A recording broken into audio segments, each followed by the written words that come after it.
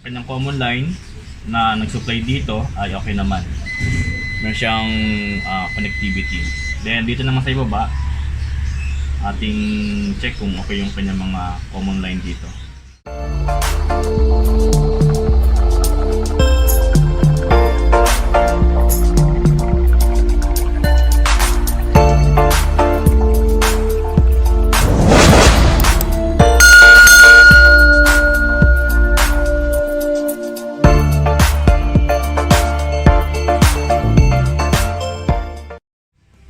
Good day mga katek at mga ka-DIY at sa ating mga kapwa kabutingting dyan sa inyong mga tahanan. So medyo natagalan ang ating pag-upload ng mga video sapagkat tayo ay na busy sa nakaraang linggo.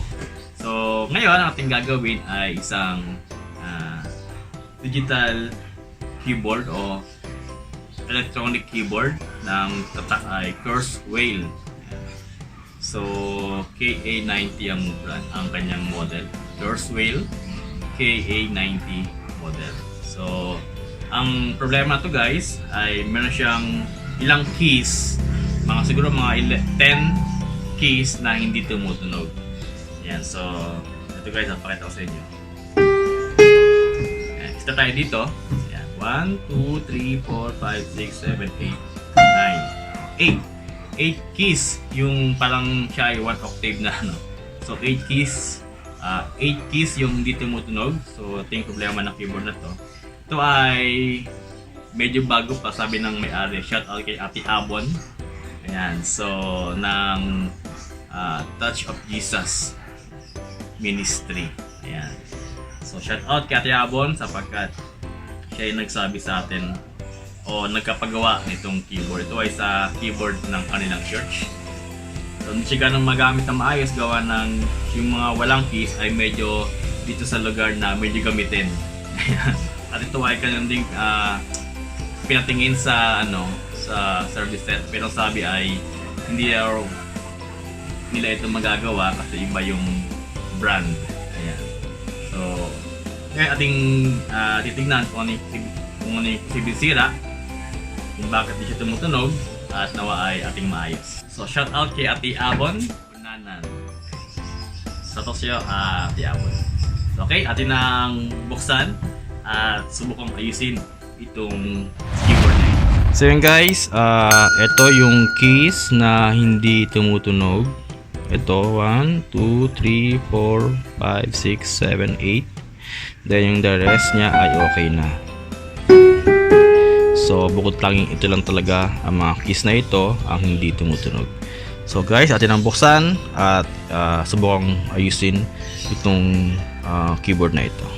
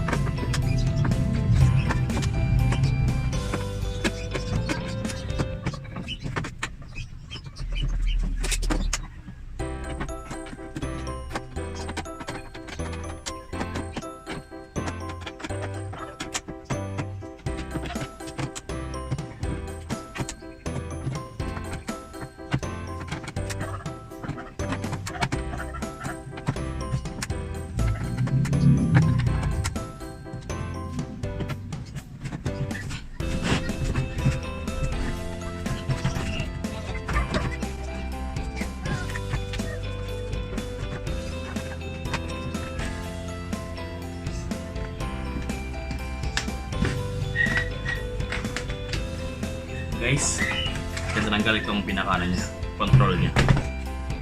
Ito yung mga itabi. Guys, no? So ito yung ating marking. Yan. Mula dito hanggang dito ay wala siya tunog. 1, 2, 3, 4, 5, 6, 7, 8. Yan. So ating tanggalin ito, itong portion na to. So ito.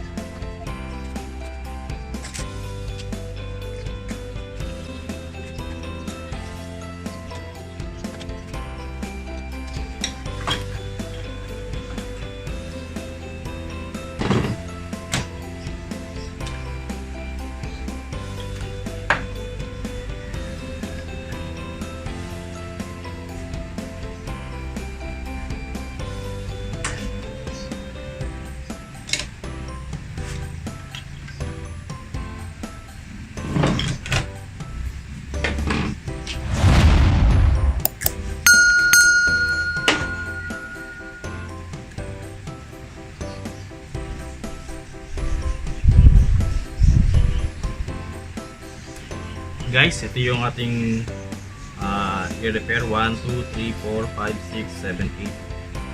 So ito munang try na linisin, pero okay naman.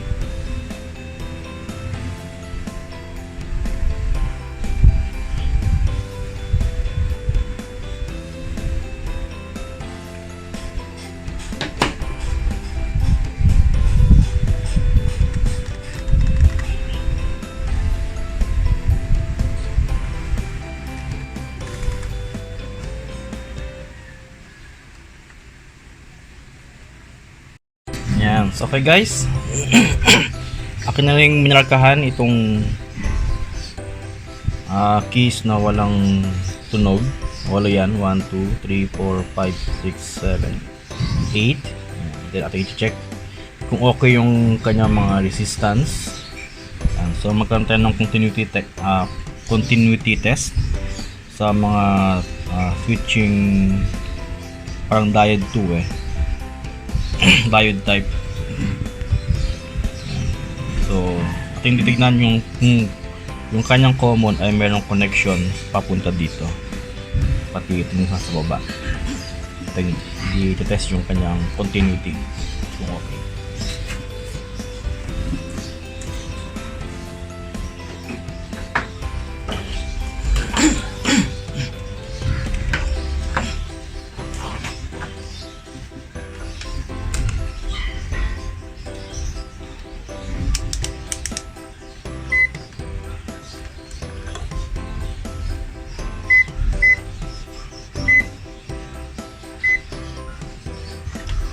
Okay guys, gamit tayo ng beep sound para lang check natin kung meron siyang continuity.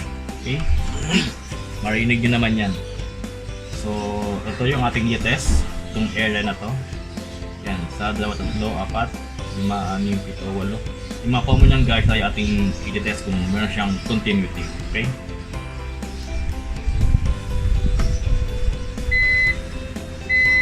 Okay.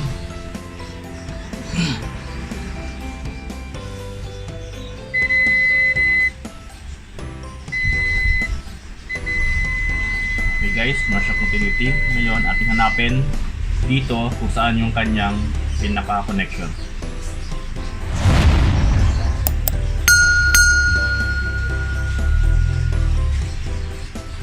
Yun. Okay guys. Okay yung kanyang connection. Yung kanyang common line na nag-supply dito ay okay naman. Meron siyang connectivity. Then dito naman sa ibaba, ating check kung okay yung kanyang mga common line dito. Okay. Yung apat na to, ating napin dito.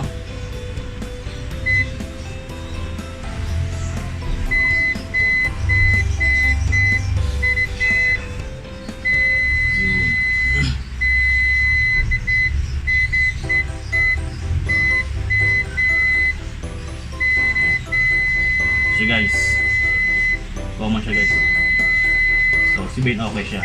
Okay yung ating connection ng common dito sa 8 key na na walang tunog. So siguro ating unang linisin yung board niya, then ating din linisin yung kanyang pinaka rubber contact. Ito yung sabi ko sa inyo guys, yung pinaka common niya sa taas, yung isang pin na yan, meron siyang connection sa 4 na to. Sabihin yung kanyang common line dito ay connected at siya ay naka-connect din dito sa kanyang terminal dito. So meron siya diyang connection. Then itong nasa baba naman, yung kanyang common line dito, itong nasa baba ay meron ding connectivity. Then ang kanyang connection ay nandito naman sa katabi. Yan. Nasa mula dito pangatlo. Tapos yung taas, mula dito, pang-4. So okay naman guys yung kanyang connectivity, okay yung kanyang common line, walang problema. So kaya ating gagawin muna ngayon, ating munang lilinisin, try na linisin, then kapag ating nalinis, ay atin na siyang i-test kung mag-okay siya. So kung hindi makikita dito, yan guys, medyo okay pa naman yung kanyang, kasi bago pa naman ito guys eh. Okay naman yung kanyang solder dito. Siguro hindi mo din gagalawin yung kanyang pinaka dito, pinaka solder niya. Pero ating manang i-test. Kapag ating nalinis guys, ating i-test. Then kapag hindi pa rin, tayo ay magre-resolder dito o kaya dito mismo sa kanyang contact dito. Okay? Ating manang linisin.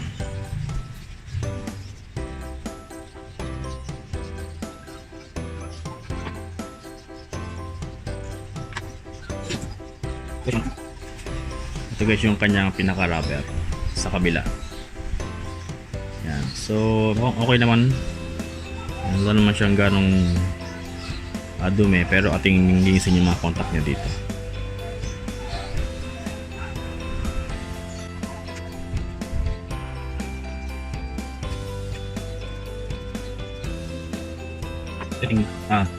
Increase.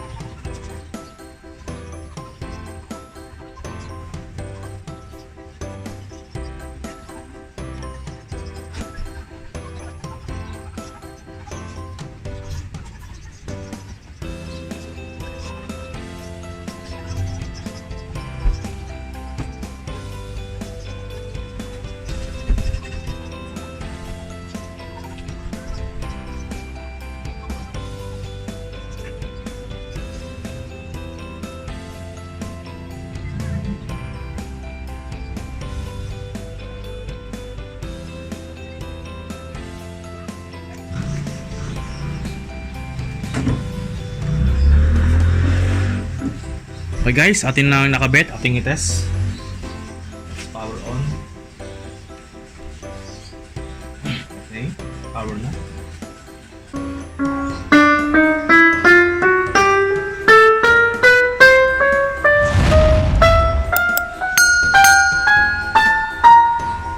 Okay guys, control ang sound yung ating ginawa. Nice. So ito guys, ang ating marking. Ayan. So ito ay walang sound kanina. Ngayon ating nilinis. Yun.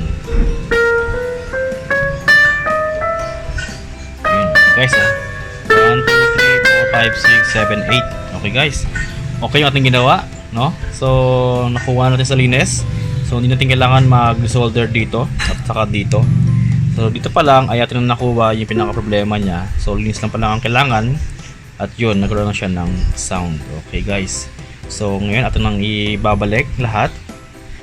Then ating ikakabit itong isa para matest natin lahat.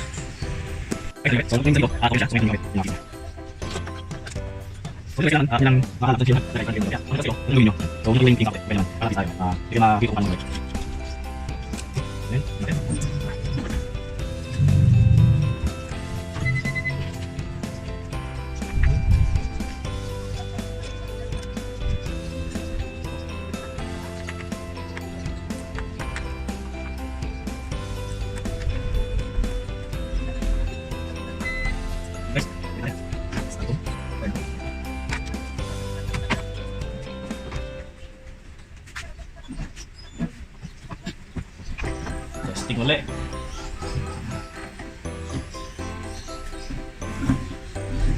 Yan guys. So ito guys yung ating marking. Yan. So meron siya ditong tape. Saka to. Boom.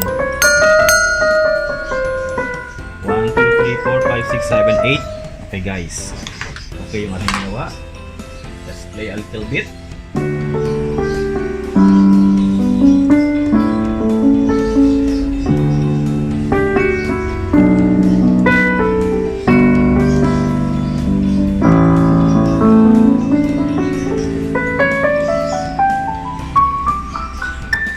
Guys, ating nagawa ang itong keyboard na ito. Pabuti na lang at hindi na kailangan ng desolder o magpapalit ng pyesa, hindi. Nakuha natin sa linis lang. So again, magagamit na uli siya. Ayan, ito yung mga keys na wala. Ngayon ay okay na siya. So, kung gusto niyo po yung ating video ngayon ay kindly subscribe and like and share na rin po para po makatulong sa mga kapatid natin o sa ating mga kapakabuting-ting na problema sa kanilang mga keyboard. So again, like, share, and subscribe. So God bless mga kabuting-ting.